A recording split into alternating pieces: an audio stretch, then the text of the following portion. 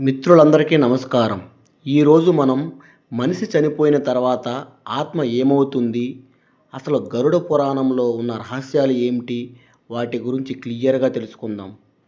ఈ ప్రపంచంలో జన్మించిన ప్రతి మనిషికి ఒక రోజు తప్పకుండా వచ్చే విషయం ఏమిటంటే అదే మరణం. డబ్బు ఉన్నవాడు, పేదవాడు, రాజు, సాధారణ మనిషి ఎవరైనా సరే ఒకరోజు ఈ శరీరాన్ని వదిలి వెళ్ళాల్సిందే.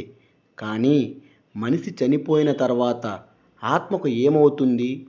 అది ఎక్కడ వెళుతుంది? ఎవరైనా న్యాయం చేస్తారా? మన పాపాలకు శిక్ష ఉంటుందా? ఈ ప్రశ్నలకు సమాధానం చెప్పే గ్రంథం గరుడ పురాణం. గరుడ పురాణంలో మనిషి చనిపోయిన తర్వాత ఆత్మ చేసే ప్రయాణం గురించి చాలా భయంకరమైన నిజాలు ఉన్నాయి. ఈరోజు ఈ వీడియోలో ఆ భయంకరమైన నిజాలను తెలుసుకుందాం. గరుడ పురాణం ప్రకారం మనిషి చనిపోయే ముందు అతని జీవితంలోని ప్రతి క్షణం ఒక సినిమాలా అతని ముందుకు వస్తుంది. అప్పుడు యమదూతలు అక్కడికి వస్తారు. పాపాలు ఎక్కువగా చేసిన వారికి యమదూతలు చాలా భయంకరంగా కనిపిస్తారు. వారి కళ్ళు అగ్నిలా మెరుస్తుంటాయి. వారి చేతుల్లో గొలుసులు ఉంటాయి. అప్పుడు వారు ఆ మనిషి ఆత్మను శరీరం నుంచి తీసుకుంటారు. ఆ సమయంలో ఆత్మ చాలా బాధపడుతుంది. ఎందుకంటే ఆత్మకు శరీరాన్ని వదిలి వెళ్ళడం చాలా కష్టంగా అనిపిస్తుంది.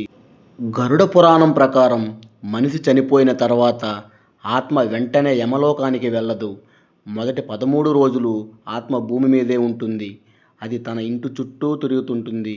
తన కుటుంబాన్ని చూస్తుంది. కానీ ఎవరూ దాన్ని చూడలేరు. ఆ సమయంలో ఆత్మ చాలా బాధపడుతుంది.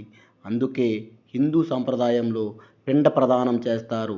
ఆ ఆహారం ఆత్మకు శక్తి ఇస్తుంది. 13 రోజుల తర్వాత యమదూతలు ఆత్మను యమలోకానికి తీసుకెళ్తారు. ఈ ప్రయాణం చాలా కష్టమైనది. మార్గంలో అగ్ని నదులు, ముళ్ళ అడవులు, భయంకరమైన జంతువులు. ఈ మార్గం మొత్తం పాపం చేసిన వారికి చాలా బాధాకరం. కానీ ధర్మం చేసిన వారికి మాత్రం ఈ ప్రయాణం చాలా సులభం. యమలోకంలో యమధర్మరాజు ఉంటాడు. ఆయన దగ్గర ఒక పెద్ద పుస్తకం ఉంటుంది. ఆ పుస్తకాన్ని రాసేది చిత్రగుప్తుడు. మనిషి జీవితంలో చేసిన ప్రతి పని ఆ పుస్తకంలో రాసి ఉంటుంది. మంచి పనులు, పాపాలు అన్నీ అక్కడ ఉంటాయి. అప్పుడు యమధర్మరాజు ఆ ఆత్మకు తీర్పు ఇస్తాడు. గరుడ పురాణం ప్రకారం భూమిపై మనిషి చేసిన పాపాలకు మరణాంతరం యమలోకంలో తీవ్రమైన శిక్షలు ఉంటాయి. 28 రకాల భయంకరమైన నరకాల వర్ణన ఇందులో ఉంది.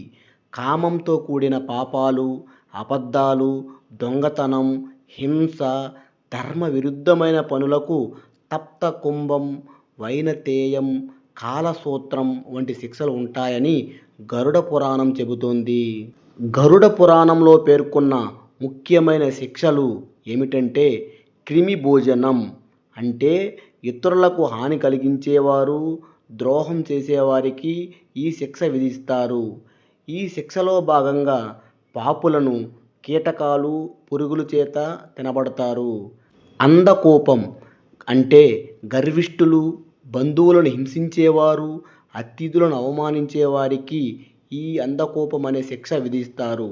ఇందులో భాగంగా పాపులని అడవి జంతువులు, విష సర్పాలు ఉన్న బావిలో పడవేస్తారు. సాల్మలి, దీనినే తప్తకుంభం అని కూడా అంటారు. అంటే వివాహేతర సంబంధాలు, కామంతో ఇతరులను మోసం చేసేవారికి ఈ సాల్మలి అనే శిక్ష విధిస్తారు. ఇందులో భాగంగా పాపులను కాగుతున్న నూనెలో వేయడం లేదా వేడి లోహపు బొమ్మలను కౌగిలించుకునేలా చేయడం చేస్తారు. వైతరణి, అంటే అవినీతి పరులు, అధికారుల నుండి లంచాలు తీసుకునే వారికి ఈ వైతరణి అనే శిక్ష విధిస్తారు. ఇందులో భాగంగా పాపులను నదిలో పడవేసి చిత్రహింసలకు గురి చేస్తారు. శుచిముఖం, అంటే పితృదేవతలను, జ్ఞానులను అవమానించే వారికి శుచిముఖం అనే శిక్ష విధిస్తారు. ఇందులో భాగంగా పాపులను సూదులతో గుచ్చి హింసిస్తారు. అసిపత్రవనం, అంటే ధర్మాన్ని విడిచిపెట్టి అధర్మ మార్గంలో నడిచే వారికి అసిపత్రవనం అనే శిక్ష విధిస్తారు. ఇందులో భాగంగా పాపులను కత్తుల వంటి ఆకులున్న అడవిలో నడిపించుకుంటూ వెళ్తూ హింస అనుభవించేలా చేస్తారు. క్షారకర్దమం అంటే మంచి వ్యక్తులను, సాధువులను అవమానించే వారికి ఈ శిక్ష విధిస్తారు. ఇందులో భాగంగా పాపులను నిషిద్ధ ప్రదేశంలో రక్తం, చీము ఉన్న నరకంలో ఉంచుతారు. గరుడ పురాణం ప్రకారం పాప పుణ్యాలను బట్టి శిక్షలు ఉంటాయి. సత్యం మాట్లాడటం, దాన ధర్మాలు చేయడం, మంచి ప్రవర్తన కలిగి ఉండడం ద్వారా ఈ శిక్షల నుండి తప్పించుకోవచ్చు. ధర్మం చేసిన వారికి స్వర్గం లభిస్తుంది. అక్కడ దివ్యమైన తోటలు, సంగీతం, ఆనందం, ఎలాంటి బాధలు ఉండవు. అది నిజమైన ఆనంద ప్రపంచం. మనిషి ఈ ప్రపంచంలో ఖాళీగా జీవించడానికి రాలేదు. ప్రతి పనికి ఒక ఫలితం ఉంటుంది. అందుకే పాపం చేయకుండా ధర్మంగా జీవించాలి. ఎందుకంటే మనతో పాటు మన కర్మలు మాత్రమే వస్తాయి.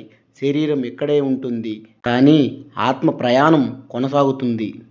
ఈ వీడియోని చివరి వరకు చూసిన నా మిత్రులందరికీ నా హృదయపూర్వక ధన్యవాదాలు. ఇలాంటి వీడియోతో మరొక రోజు కలుసుకుందాం. అంతవరకు సెలవు. Please subscribe. Thank you friends.